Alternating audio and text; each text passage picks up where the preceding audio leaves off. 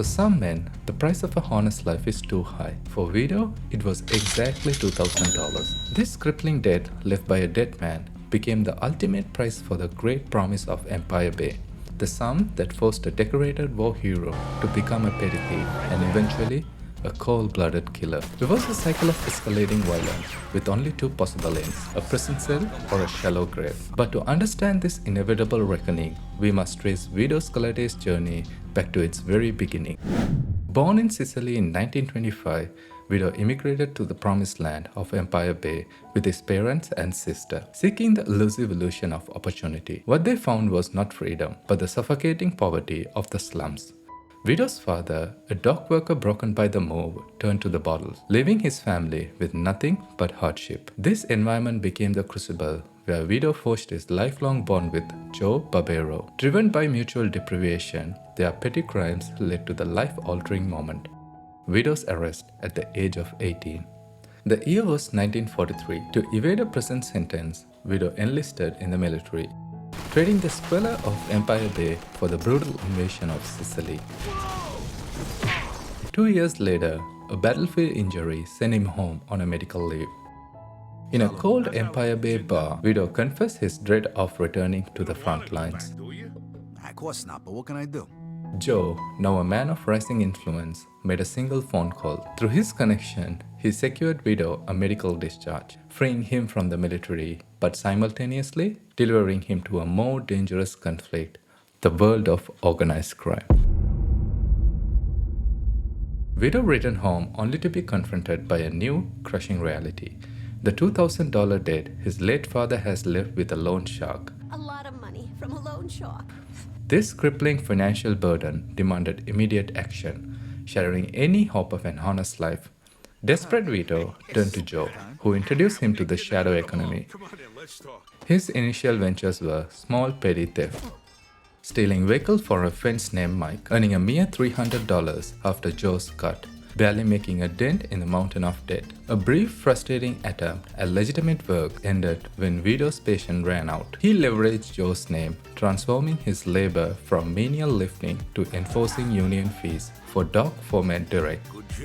He received $100, proving to himself that force and intimidation yield more than a lifetime of honest sweat. The rapid descent into crime attracted the notice of Henry Thomasino, a rising figure in the Galante crime family. Henry offered them a high-stakes score, the theft of a federal gas rationing stamps from the heavily guarded office of Price Administration. Vito, utilizing the stealth and precision of his combat training, infiltrated the building through an unsecure window, neutralizing several guards in silence.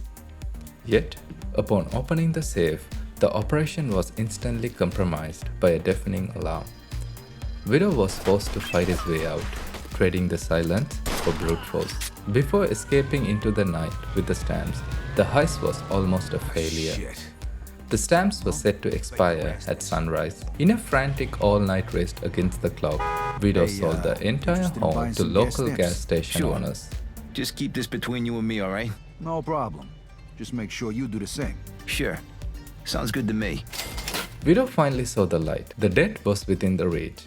What he failed to see was the single fatal mistake he made that night and planted the seed of his eventual capture.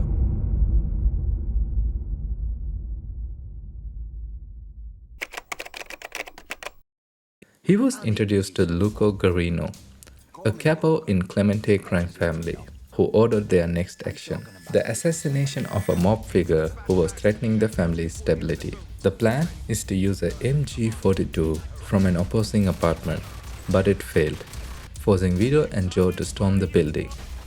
In the ensuing violent confrontation, Joe and Vito cornered their target, who managed to shoot Henry. Vito finished the job, delivering the fatal blow.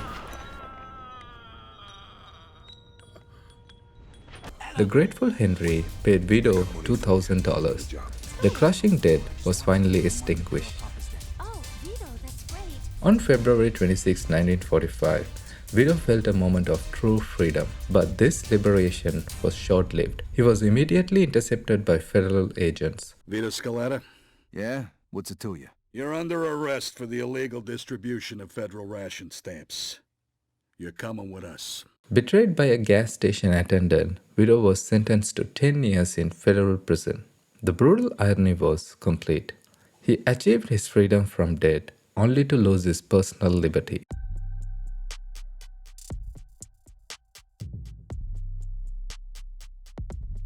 Vito's sentence was not a punishment. It was a test. His survival within the walls of prison was ensured by the arrangement brokered by Joe.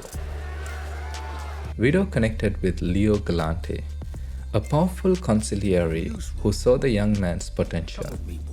Leo took Vito under his wing, teaching him the essential doctrines of loyalty, respect, and mafia politics. Crucially, Leo revealed the difference between true power and the illusion of it. A made man is not bought with cash, as the Clemente family claimed. You don't gotta pay to get in, Vito. You're brought into the family once you prove that you're loyal, a good earner, and you can handle, you know, the life. Oh, Jeez. Looks important.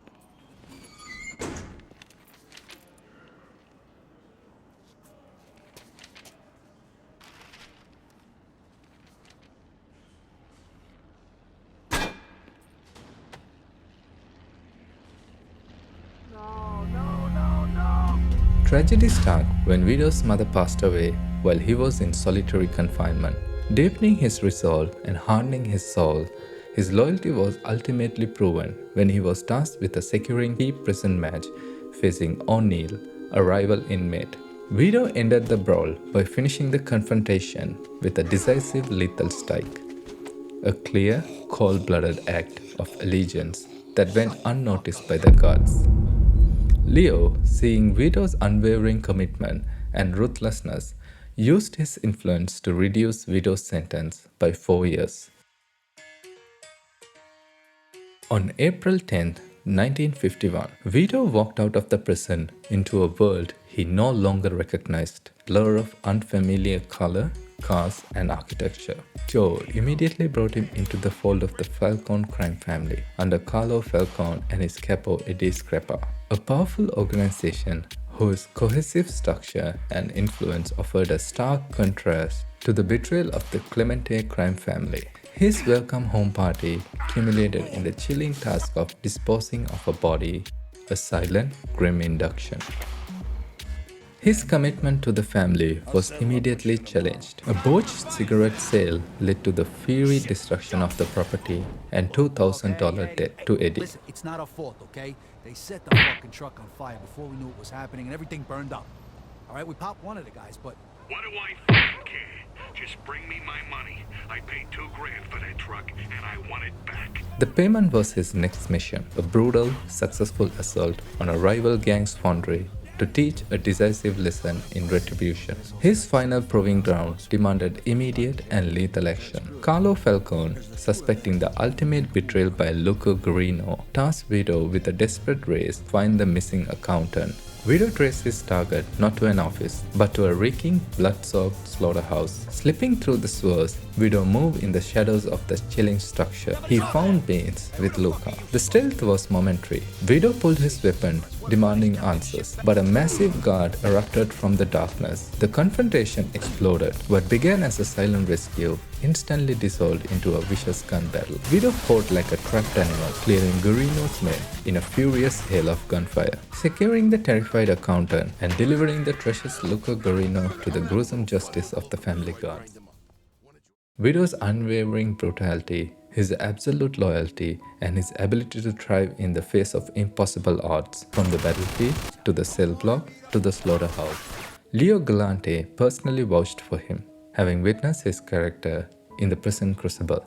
Like that time when old Leo dropped the soap. In the private chambers of the Falcone family, Vito's journey reached its inevitable conclusion. Every sacrifice, every life taken, and every moment of hardship was finally redeemed.